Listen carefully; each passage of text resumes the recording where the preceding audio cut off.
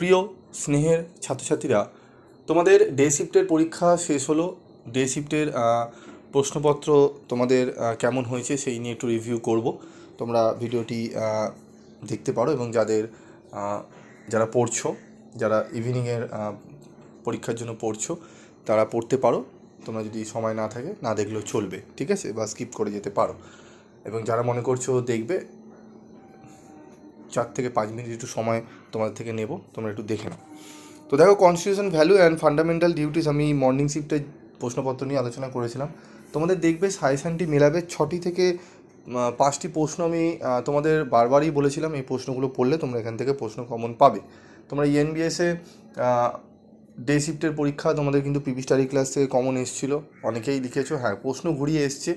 প্রশ্ন আমি তোমাদের বলেও ছিলাম যে ঘুরিয়ে আসবে, লাস্ট 10 ইয়ার পড়ো, লাস্ট 5 ইয়ার পড়ো, যাই পড়ো, ইএনবিএসে প্রশ্ন ওইভাবে কিন্তু দেয় না, ঠিক আছে।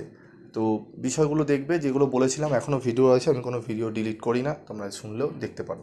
তো কনস্টিটিউশন ভ্যালু থেকে দেখবে এই সেট 2 যে প্রশ্নগুলো এসছে, দেখো আমি তোমাদের বলেছিলাম যে মৌলিক অধিকারগুলো পড়ে নিতে। ভারতীয় সংবিধানে মৌলিক অধিকারের সংখ্যা কটি ও কী কী দিয়েছে এবং স্বাধীনতার অধিকারটি আলোচনা করা দিয়েছে। এমনকি স্বাধীনতার অধিকার এবং সাম্যের অধিকার আমি তোমাদের খুব গুরুত্বপূর্ণ বলেছিলাম, দেখবে মক টেস্ট পেপারও রয়েছে। এবং তার সাথে তোমাদের বলেছিলাম সার্বভৌমকতা, ধর্মনিরপেক্ষতা, প্রজাতন্ত্র, এইগুলো পড়তে 4টে বলেছিলাম। 4টেই দেখো ঘুরিয়ে ফিরিয়ে বারবার কিন্তু দিচ্ছে। মানে ওই 4টে যদি তোমরা পড়ে রাখো কেউ, তাহলে মানে তোমাদের মর্নিং, ডে এবং ইভিনিং চার ইয়েতেই পড়ছে কিন্তু। ইভিনিংয়ে তার মানে তোমাদের ধর্মনিরপেক্ষতা এবং সার্বভৌমত্বের মধ্যে যে কোনো একটা পড়বে, তার সঙ্গে একটা চেঞ্জ করে দেবে, ঠিক আছে। মানে মর্নিংয়ের 2টো এবং ডে 2টোর মধ্যে যদি 4টে পড়ে রাখো, তার মানে তুমি একটি প্রশ্ন কিন্তু কমন পাচ্ছ। এবং এই 4টির বাইরে যেটা আছে সেটি, মানে যেইটি আমি কোশ্চেনে দেখবে একদম সেকেন্ড কোশ্চেনে রয়েছে সাজেশনে, সেই সেকেন্ড কোশ্চেনটা পড়ে যাও, 100% একটা 10 নম্বর তুমি কমন পাবেই পাবে। ধর্মনিরপেক্ষতা, সার্বভৌমতা, ঠিক আছে, ন্যায়, এগুলো একটু ভালো করে পড়ে যাও। প্রজাতন্ত্র রয়েছে, গণতন্ত্র রয়েছে। মডেল 2 থেকে দেখো ভারতীয় সংবিধানে উল্লিখিত মৌলিক কর্তব্যের সংখ্যা কয়টি এবং কী কী, এগুলির তাৎপর্য নিরূপণ করো। প্রশ্নটি দেখবে মক টেস্ট পেপারেই দিয়েছি, আমি মক টেস্টেই দিয়েছি। 11টি মৌলিক কর্তব্য তোমরা পড়বে, মানে লিখতে হবে এবং তার তাৎপর্য। প্রশ্নটি একসঙ্গেই রয়েছে এবং তোমরা যারা নোটস কিনেছো বা সাজেশন যারা নিয়েছো দেখবে তার মধ্যে রয়েছে। তারপর দেখো আইনগত মর্যাদা, আইনি মর্যাদা।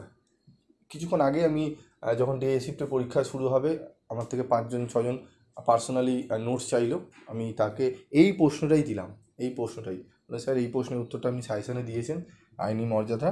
আমি আইনি মর্যাদা এবং তার সাথে সীমাবদ্ধতাও দিয়ে দিয়েছিলাম, দুটোই পড়ে গেছে। দেখো একটা কমন পেয়েছে, আশা করি তারা লিখতে পেরেছে, ঠিক আছে। তো দেখো, তার মানে তোমাদের প্রশ্ন কিন্তু কমন এসছে, ইএনভিএসের মতো ঘুরিয়ে দেয়নি, কারণ সিলেবাসটি খুব একটি বড় নয় কনস্টিটিউশন ভ্যালু, ঠিক আছে।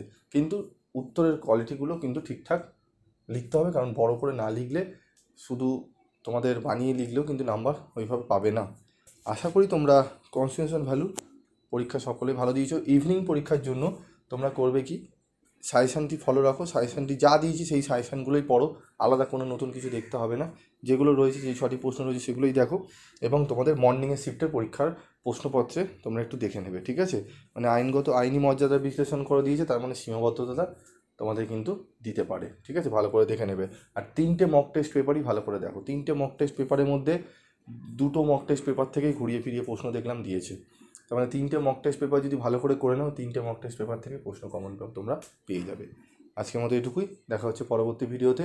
বাকি সাবজেক্টগুলোরও তোমাদের পিপি স্টাডি ক্লাস থেকে নোটস দেওয়া হবে এবং সাজেশন দেওয়া হবে। তোমরা চ্যানেলে ফলো রেখো এবং তোমাদের কোনো কিছু সমস্যা হলে অবশ্যই কমেন্টস করে জানাতে পারো। আজকের মতো এটুকুই, দেখা হচ্ছে পরবর্তী ভিডিও ক্লাসে।